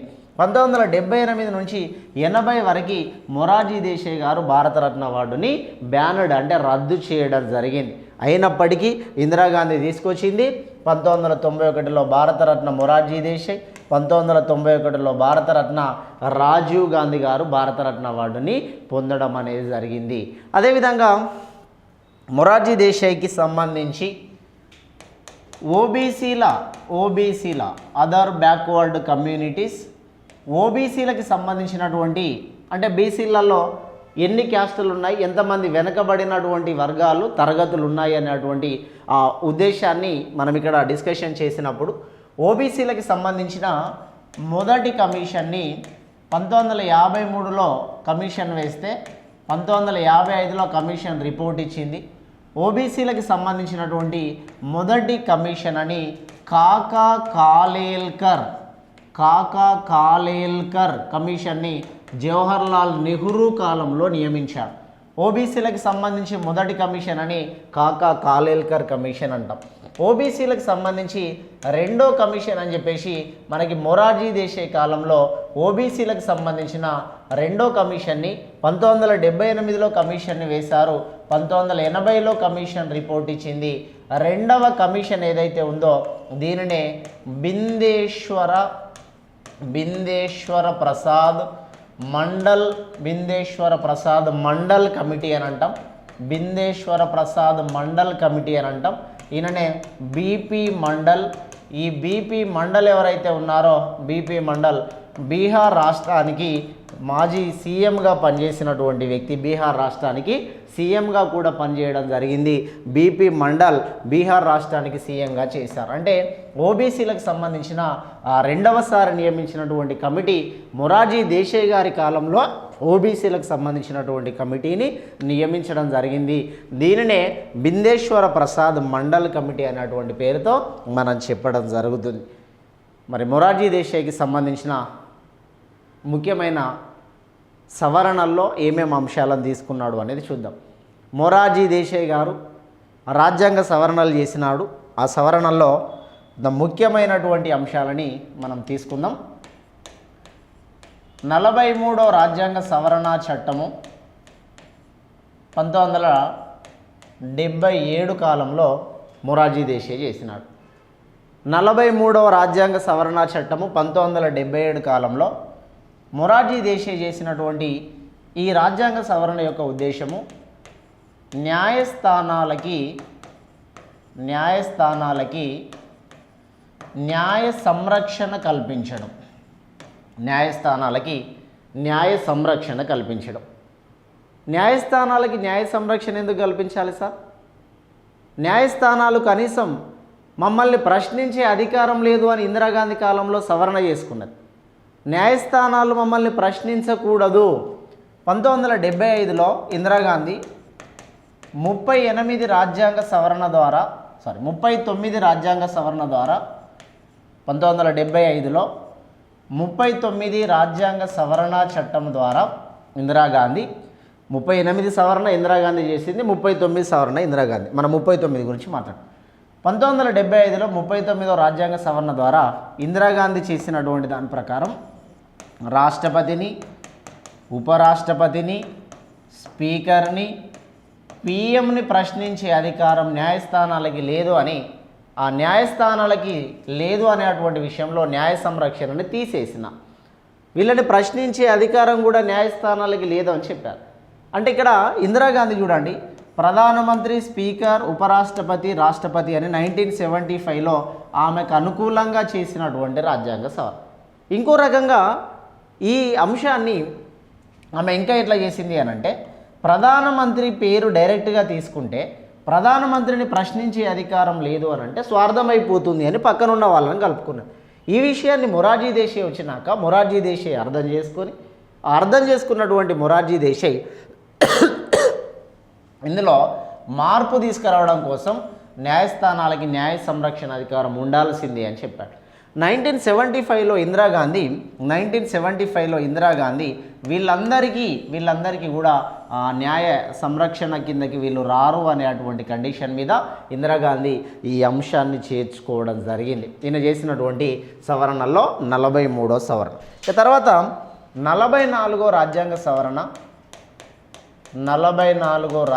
సవరణ చట్టము 1978లో మొరార్జీ దేశాయ్ చేసినటువంటి మరికొన్ని సంస్కరణలు. 44వ రాజ్యాంగ సవరణ 1978. ఈ 1978 మొరార్జీ దేశాయ్ కాలంలో తీసుకొచ్చిన చాలా అంశాలు ఉంటాయండి. ఇందులో ఫస్ట్ వన్ ఆస్తి హక్కు, రైట్ టు ప్రాపర్టీ అంటాం. ఆస్తి హక్కుని ఫండమెంటల్ రైట్స్ నుండి, ప్రాథమిక హక్కుల నుండి రిమూవల్, తొలగించడం జరిగింది. ఆస్తి హక్కుని ప్రాథమిక హక్కుల నుండి తొలగించి, ఈ తొలగించినటువంటి ప్రాథమిక హక్కుల నుండి తొలగించినటువంటి దానిని 12వ భాగంలో 12th పార్ట్లో 12వ భాగంలో 300 క్లాజ్ ఏ అనేటువంటి ఆర్టికల్లో మొరార్జీ దేశాయ్ చేర్చినాడు. ప్రాథమిక హక్కులలో నుండి ఆస్తి హక్కును తీసేశాడు. ఆస్తి హక్కు అనేది ప్రాథమిక హక్కులలో ఉన్నప్పుడు ఆస్తి హక్కు 31 ఆర్టికల్లో ఉన్నది. ఆస్తి హక్కు 31 ఆర్టికల్లో ఉంటే ఈ 31 ఆర్టికల్ మనకి ఫండమెంటల్ రైట్స్ అనే టాపిక్లో ఉన్నది. ఫండమెంటల్ రైట్స్ మనకి 12 నుంచి 35 ఆర్టికల్ అన్నీ కూడా ప్రాథమిక హక్కుల గురించి చెప్తాయి. ప్రాథమిక హక్కులకి న్యాయ సంరక్షణ ఉన్నది. న్యాయ సంరక్షణ, జ్యుడిషియరీ ప్రొటెక్షన్ అంటాం. ప్రాథమిక హక్కులకి న్యాయ సంరక్షణ ఉన్నది. న్యాయ సంరక్షణ అంటే ఆర్టికల్ 32 ప్రకారం సుప్రీంకోర్టులో అప్పీల్ చేసుకోవచ్చు, 226 ప్రకారం హైకోర్టులో అప్పీల్ చేసుకోవచ్చు. ప్రాథమిక హక్కులకి న్యాయ సంరక్షణ ఉంటుంది కాబట్టి తప్పకుండా వాటికి ప్రొటెక్షన్ కల్పించాల్సిన బాధ్యత న్యాయస్థానాలకు ఉంటుంది. 32వ ఆర్టికల్ ప్రకారం సుప్రీంకోర్టులో, 226 ఆర్టికల్ ప్రకారం హైకోర్టులో కేసు వేసుకోవాలి. అయితే ఈ ప్రాథమిక హక్కులన్నిటికీ న్యాయ సంరక్షణ ఉన్నది కాబట్టి ఆస్తి హక్కుని ఎవరి దగ్గర నుంచి అయినా ఎవరి దగ్గర నుంచి అయినా ఆస్తిని స్వాధీనం చేసుకోవాలంటే అప్పుడు ఓనర్ రైట్స్ ఏవైతే ఉన్నాయో అవి మ్యాండేటరీ అయిపోతున్నాయి. ఓనర్ రైట్స్ అంటే యజమానుల యొక్క హక్కులని డిస్ట్రాయ్ చేసినట్టు అవుతున్నాయి కాబట్టి యజమానులు పర్మిషన్ ఇస్తేనే ఎవడి భూమైనా తీసుకోవాల్సిన పరిస్థితి వస్తుంది. అయితే మొరార్జీ దేశాయ్ దీన్ని ఆలోచించి ఆస్తి హక్కు ప్రాథమిక హక్కులలో ఉన్నంతకాలం ఓనర్ పర్మిషన్ తీసుకున్నాకనే ఎవడి భూమినైనా తీసుకోవాల్సిన పరిస్థితి వస్తుంది. అందుకోసమే ఈ ఆస్తి హక్కు అనేదాన్ని మనం ప్రాథమిక హక్కులలో నుండి తీసేసి దీన్ని 12వ భాగంలో వేయాలి అనే ఆలోచన వచ్చింది మొరార్జీ దేశాయ్. ఈ 12వ భాగంలో వేసినటువంటి ఈ ఆస్తి హక్కుకి ప్రస్తుతం లీగల్ రైట్ మాత్రమే ఉన్నది. అంటే చట్టపరమైన హక్కు మాత్రమే ఉన్నది. చట్టపరమైన హక్కు అంటే గవర్నమెంట్కి ఫుల్ ఫ్లెడ్జ్డ్ పవర్స్ ఉంటాయి. అప్పుడు ఓనర్ పవర్స్ అనేవి ఉండవండి. ఓనర్ పవర్స్ అనేవి నామినల్ అవుతాయి. ఆస్తి హక్కు ప్రాథమిక హక్కులలో ఉన్నంత వరకు ఓనర్కి పెద్దగా రైట్ ఉంటుంది. ఓనర్ పర్మిషన్ లేకుండా ఏ వ్యక్తి యొక్క భూమిని ప్రభుత్వం తీసుకున్నా ఆ ప్రభుత్వం మీద కేసు వేయడానికి అవకాశం ఉంటుంది.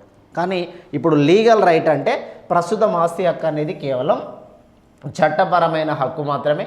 చట్టపరమైన హక్కు అంటే ఎవరికి అధికారాలు ఎక్కువ ఉంటాయి అంటే గవర్నమెంట్కి ఎక్కువగా అధికారాలు ఉంటాయి.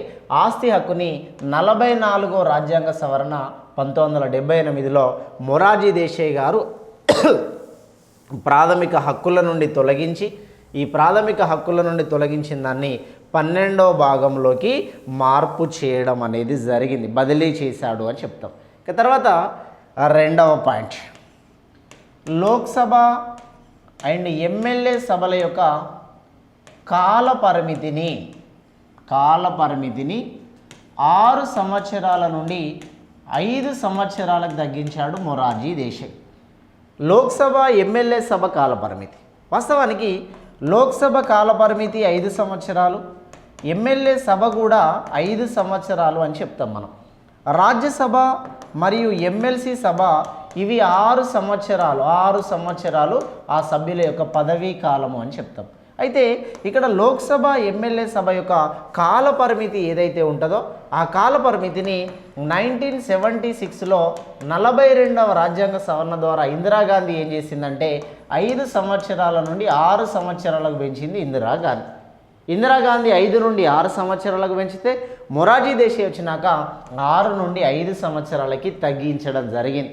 ఇందిరాగాంధీ చేసినటువంటి విషయాలని చాలా విషయాలలో మార్పు చేసుకుంటూ వచ్చాడు మొరార్జీ దేశాయ్. అందుకోసమే లోక్సభ మరియు ఎమ్మెల్యే సభల యొక్క కాల పరిమితి ఏదైతే ఉంటుందో దాన్ని 6 సంవత్సరాల నుండి 5 సంవత్సరాలకి తగ్గించాడు మొరార్జీ దేశాయ్.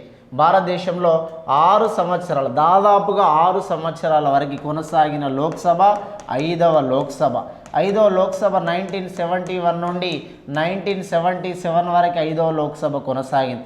భారతదేశంలో అతిపెద్ద లోక్సభ 5వ లోక్సభ, భారతదేశంలో అతి చిన్న లోక్సభ 12వ లోక్సభ 1998 నుండి 1999 వరకు 12వ లోక్సభ అతి చిన్న లోక్సభ. 12వ లోక్సభ ఏదైతే ఉన్నదో ఈ 12వ లోక్సభకి స్పీకర్గా చేసినటువంటి వ్యక్తి బాలయోగి, జిఎంసి బాలయోగి అంటాం. గంటి మోహన చంద్ర బాలయోగి, గంటి మోహన చంద్ర బాలయోగి. ఈ మోహన చంద్ర బాలయోగి ఎవరైతే ఉన్నారో ఈయన భారతదేశానికి ఫస్ట్ దళిత స్పీకర్గా, మొదటి దళిత స్పీకర్గా చేశాడు. భారతదేశానికి రెండవ దళిత స్పీకర్ అంటే మీరా కుమార్ రెండవ దళిత స్పీకర్ అవుతుంది. మొదటి మహిళా స్పీకర్ ఆల్రెడీ మనం ఇంతకుముందు చెప్పుకున్నట్టు మొదటి మహిళా స్పీకర్ మీరా కుమార్ అని చెప్తాం. అయితే ఈ 12వ లోక్సభ అతి చిన్న లోక్సభ. 13వ లోక్సభ 1999 నుండి 2004 వరకు 13వ లోక్సభ ఉండాలి. 13వ లోక్సభలో బాలయోగి కొనసాగుతున్నాడు. మళ్ళీ రెండోసారి స్పీకర్గా బాలయోగి కొనసాగుతున్నాడు. 1999 నుండి 2002 వరకు రాగానే 2002లో బాలయోగి విమాన ప్రమాదంలో మరణించాడు. విమాన ప్రమాదంలో బాలయోగి మరణించాడు 2002లో. బాగా గుర్తుంచుకోండి, అతి చిన్న లోక్సభ 12వ లోక్సభ. అతి చిన్న లోక్సభకి స్పీకర్గా చేసింది బాలయోగి. 12వ లోక్సభ కాలం అయిపోయినాక 13వ లోక్సభ రన్ అవుతుంది. 1999 నుండి 2004 వరకు కొనసాగాలి. 2002లో స్పీకర్ బాలయోగి మరణించాడు. స్పీకర్ బాలయోగి మరణించినాక మళ్ళీ 2002 నుంచి 2004 వరకు మురళీ మనోహర్ జోషి అనేటువంటి వ్యక్తి మళ్ళీ 2 సంవత్సరాల కాలం పాటు స్పీకర్గా కొనసాగినాడు. 2 సంవత్సరాలు స్పీకర్గా కొనసాగినాడు. అయితే ప్రమాదం వల్ల మరణించినటువంటి వ్యక్తి మనకి జిఎంసి బాలయోగి అంటున్నాం కదా. అయితే జిఎంసి బాలయోగి మరణించినటువంటి టైంకి భారతదేశంలో 2002 సంవత్సరంలో పోటా చట్టం మీద జాయింట్ సిట్టింగ్స్ లేదా జాయింట్ సెషన్స్, ఉమ్మడి లేదా సంయుక్త సమావేశం అనేది నిర్వహించాల్సిన పరిస్థితి వచ్చింది. సంయుక్త సమావేశాలు 107 ఆర్టికల్ ప్రకారం సాధారణ బిల్లులు సాధారణ బిల్లు విఫలమైనప్పుడు సంయుక్త సభలు 108 ఆర్టికల్ ప్రకారం సంయుక్త లేదా ఉభయ సభలు అని అంటాం. 107 సాధారణ బిల్లు ఫెయిల్ అయినప్పుడు 108 ఉభయ సభలు లేదా సంయుక్త సభలు అనేవి ఏర్పడతాయి. ఉభయ లేదా సంయుక్త సభలు అనేవి ఏర్పడతాయి. ఉభయ సభలు లేదా సంయుక్త సభలకి లోక్సభ స్పీకర్ లేదా లోక్సభ డిప్యూటీ స్పీకర్ లేదా రాజ్యసభ డిప్యూటీ చైర్మన్ అధ్యక్షుడిగా ఉండాలి. Lok Sabha speaker, Lok Sabha deputy speaker, Rajya Sabha deputy chairman. ఉభయ సభలు అంటే లోక్సభ రాజ్యసభ సభ్యులందరినీ ఒకే దగ్గర సమావేశం చేయించడం.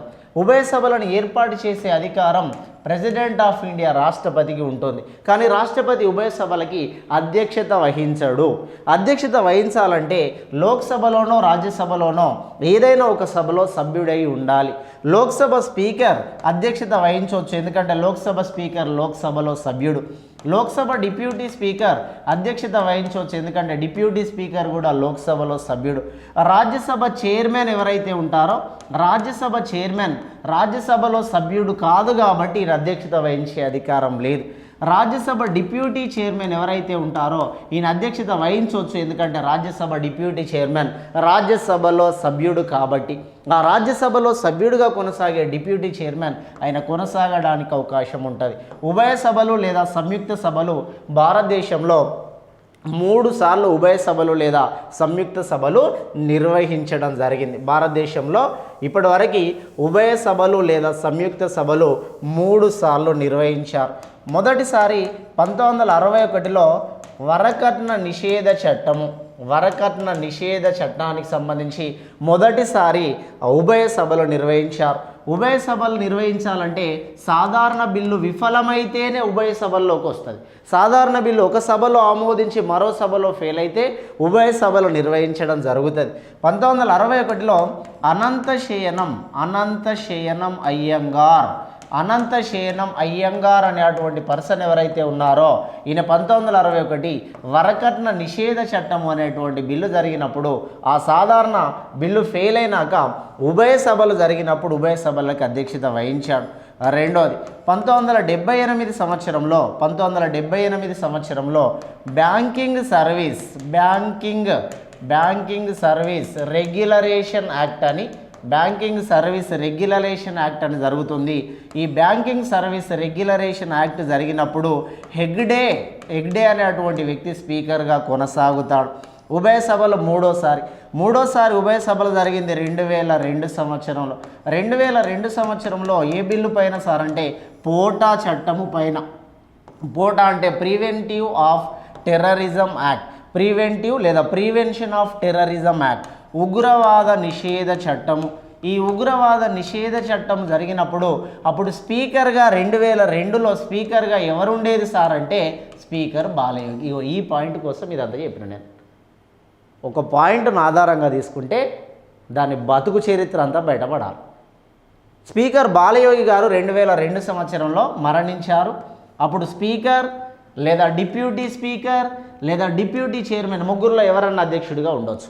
మూడోసారి జరిగినటువంటి ఉభయ సభలు లేదా సంయుక్త సభలు జరిగినప్పుడు అప్పుడు డిప్యూటీ స్పీకర్ పిఎం సయీద్ అనేటువంటి పర్సన్ ఎవరైతే ఉన్నారో అప్పుడు డిప్యూటీ స్పీకర్. ఈ పిఎం సయీద్ మూడోసారి జరిగినటువంటి మనకి సాధారణ బిల్లుల్లో భాగంగా మూడోసారి జరిగినటువంటి ఉభయ సభలు లేదా సంయుక్త సభలకి అధ్యక్షత వహించడం అనేది జరిగింది. ఈ అధ్యక్షత వహించిన వ్యక్తి పిఎం సయీద్. మరణ ప్రమాదం వల్ల మరణించినటువంటి వ్యక్తి జిఎంసి బాలయోగి. లోక్సభ ఎమ్మెల్యే సభల యొక్క కాల పరిమితిని 6 సంవత్సరాల నుండి 5 సంవత్సరాలకి తగ్గించాడు మనకి మొరార్జీ దేశాయ్. 5 సంవత్సరాల నుండి 6 సంవత్సరాలకు పెంచింది ఇందిరాగాంధీ. రైట్. 1978 44 ప్రకారం చేసిన మరొక అంశం. ఇందులో అల్లకల్లోల పరిస్థితులు అనే పదాన్ని సాయుధ తిరుగుబాటుగా మార్చారు. సాయుధ తిరుగుబాటు అనే పదాన్ని తీసుకొచ్చాడు మొరార్జీ దేశాయ్. దీనినే ఆర్ముడ్ రెబెలియన్ అని అంటాం. రెబెలియన్ అనే పేరుతో పిలుస్తాం. అల్లకల్లోల పరిస్థితులు అనే పదాన్ని సాయుధ తిరుగుబాటుగా మార్చాడు మొరార్జీ దేశాయ్. మరి అల్లకల్లోల పరిస్థితులు అనే పదం ఎందుకు వచ్చింది సార్? దీని యొక్క చరిత్ర చూస్తే ఇండియన్ కాన్స్టిట్యూషన్లో ఆర్టికల్ 352 ప్రకారం నేషనల్ ఎమర్జెన్సీ జాతీయ అత్యవసర పరిస్థితి ఉంటుంది. నేషనల్ ఎమర్జెన్సీ అనేది ఉంటుంది. నేషనల్ ఎమర్జెన్సీ విధించడానికి బేసికల్ రీజన్స్ ప్రధానంగా 2 కారణాలు ఉంటాయి. నెంబర్ ఏ ఎక్స్టర్నల్ రీజన్స్ బాహ్య కారణాలు ఎగ్జాంపుల్ మనకి వార్స్ యుద్ధాలు జరిగినప్పుడు అండ్ ఇన్వాషన్స్ దురాక్రమణలు జరిగినప్పుడు, యుద్ధం జరిగినప్పుడు దురాక్రమణ జరిగినప్పుడు ఎక్స్టర్నల్ రీజన్స్ బాహ్య కారణాలు అంటాం. బాహ్య కారణాలు అంటే ఒక దేశానికి మరొక దేశానికి మధ్య జరిగినప్పుడు. రెండవది ఇంటర్నల్ రీజన్స్ అంతర్గత కారణాల్లో మనకి ఆర్ముడ్ రెబెలియన్ సాయుధ తిరుగుబాటు అనేది అంతర్గత కారణం. అయితే సాయుధ తిరుగుబాటు అనే పేరుని 1978లో తీసుకున్నాం. 1978కి ముందు ఇక్కడ ఏముండేది సార్ అంటే అల్లకల్లోల పరిస్థితి అని ఉండేది. అల్లకల్లోల పరిస్థితినే మనం ఇంటర్నల్ ఎమర్జెన్సీ అంతర్గత అత్యవసర పరిస్థితి అంటాం. ఎక్స్టర్నల్లో ఒక దేశానికి మరొక దేశానికి అంటే భారతదేశానికి వేరొక దేశానికి యుద్ధం జరిగినప్పుడు కానీ, భారతదేశాన్ని వేరే దేశం దురాక్రమణ అంటే ఆక్రమించుకోవడానికి మన దేశం పైన వచ్చినప్పుడు కానీ, మొత్తానికి ఎక్స్టర్నల్ రీజన్ అంటే మన దేశానికి వేరే దేశానికి మధ్య సంబంధాలని, యుద్ధాలని, దురాక్రమణలని చెప్తారు. ఇంటర్నల్ రీజన్స్ అంటే మన దేశంలోనే జరుగుతున్నటువంటి ఇబ్బందుల వలన ఎమర్జెన్సీ విధించడం. మన దేశంలో జరుగుతున్న రాజకీయ కారణాల వల్ల ఎమర్జెన్సీ, మన దేశంలో జరుగుతున్న కులాలు, మతాలు, లింగ వివక్షతలు, మనుషుల మధ్య అశాంతి నెలకొనడం, లా అండ్ ఆర్డర్కి ఇబ్బంది కలగడం, ఇదంతా కూడా మనకి ఇంటర్నల్ డిస్టర్బెన్సెస్ అంటాం. అంతర్గత అల్లకల్లోల పరిస్థితులు అనే దాన్ని సాయుధ తిరుగుబాటుగా మార్చాడు. మొరార్జీ దేశాయ్ గారి కాలం వచ్చినాక సాయుధ తిరుగుబాటుగా మార్చడం అనేది జరిగింది. అందుకే అల్లకల్లోల పరిస్థితులు అనేటువంటి పదాన్ని సాయుధ తిరుగుబాటుగా మార్చాడు. అది కూడా 1978 44 రాజ్యాంగ సవరణ ద్వారా మార్పు చేయడం జరిగింది. తర్వాత నెక్స్ట్ వన్,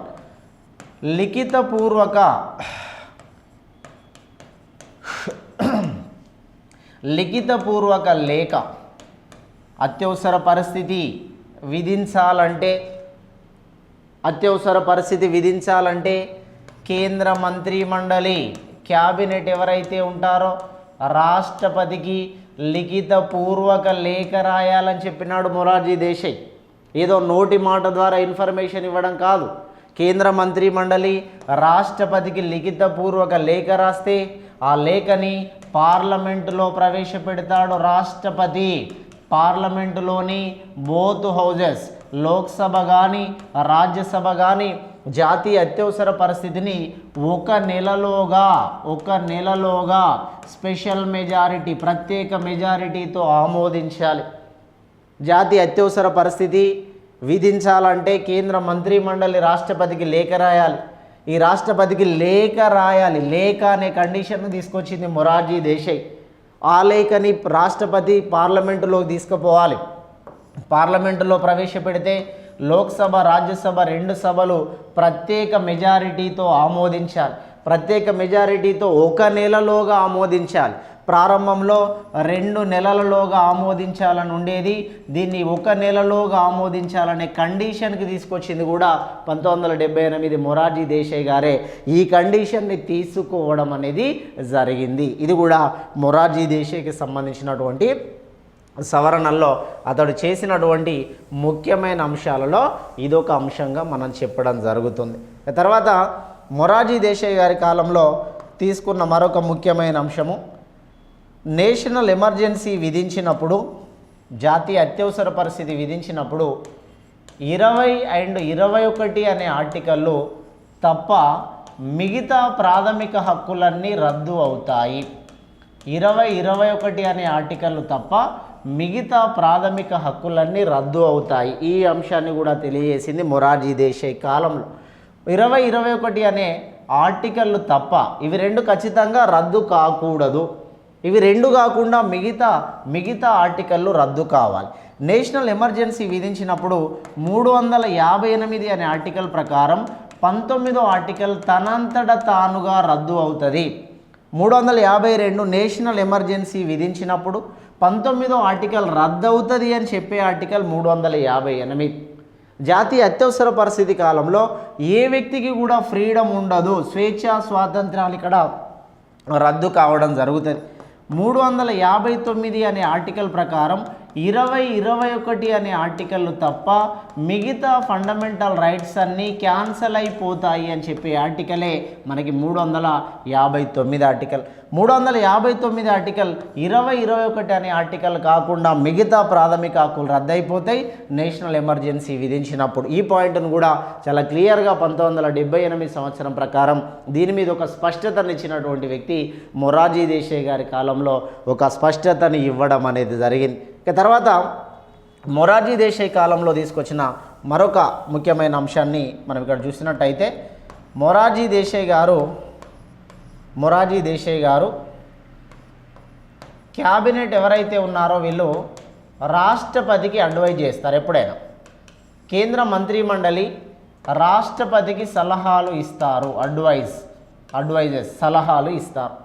ఈ కేంద్ర మంత్రి మండలి రాష్ట్రపతికి సలహా ఇస్తే ఇందిరాగాంధీ సవరణ ప్రకారం 1976 42వ సవరణ ప్రకారం కేంద్ర మంత్రి మండలి రాష్ట్రపతికి సలహా ఇస్తే ఆ సలహాని తొలగించే అధికారం లేదా సలహాని రద్దు చేసే అధికారం, ఆ సలహాని పునఃపరిశీలన అంటే వెనక్కి పంపే అధికారం రాష్ట్రపతికి లేదు అని ఇందిరాగాంధీ చెప్పి, కేంద్ర మంత్రి మండలి రాష్ట్రపతికి సలహా ఇస్తే ఆ సలహాని రద్దు చేసే అధికారం లేదా పునఃపరిశీలనకు పంపే అధికారం రాష్ట్రపతికి లేదు అని ఇందిరాగాంధీ చెప్తే 1978లో 44 రాజ్యాంగ సవరణ ప్రకారం మొరార్జీ దేశాయ్ చెప్పినాడు మంత్రిమండలి రాష్ట్రపతికి సలహా ఇస్తే దానిని ఒక్కసారి పునఃపరిశీలనకి పంపవచ్చు. అంటే ఒక్కసారి వెనక్కి పంపే అధికారం రాష్ట్రపతికి ఉంటుంది. పునఃపరిశీలన అంటే దీన్ని మనం రీకన్సిడరేషన్ అంటాం. రీకన్సిడరేషన్ అంటే పునఃపరిశీలన. ఈ పునఃపరిశీలనకు పంపే అధికారము రాష్ట్రపతికి ఉంటుంది అనే ఆ అంశాన్ని తీసుకొచ్చిన వ్యక్తి మొరార్జీ దేశాయ్. ఈ పునఃపరిశీలన కూడా కేవలం ఒక్కసారి మాత్రమే వెనక్కి పంపాలి, పంపాలన్నటువంటి ఉద్దేశం మీద ఇన్ని అంశాలలో సవరణ తీసుకొచ్చాడు గౌరవ మొరార్జీ దేశాయ్ గారి కాలంలో.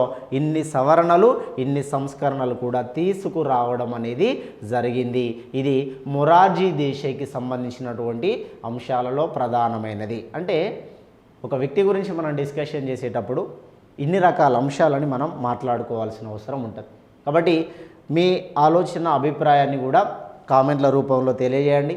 ఖచ్చితంగా లెజెండ్ ఆన్లైన్ క్లాసెస్ ద్వారా వస్తున్న అన్ని రకాల యాప్స్ని మీరు ఉపయోగించుకోండి. 299 రూపాయలకే ఇప్పుడు దసరా ఆఫర్గా మనం చాలా రకాల 5 కోర్సులను కలిపి ఒకే కోర్సు రూపంలో ఒకే అమౌంట్కి ఇస్తున్నారు. 5 రకాల కోర్సులను కలిపి 299కే ఇవ్వడం అనేది జరుగుతుంది. దీనిని ప్రతి వ్యక్తి కూడా ఉపయోగించుకొని మరికొంతమందికి దీన్ని షేర్ చేయాలని కోరుకుంటున్నాను. Thank you very much. Thank you.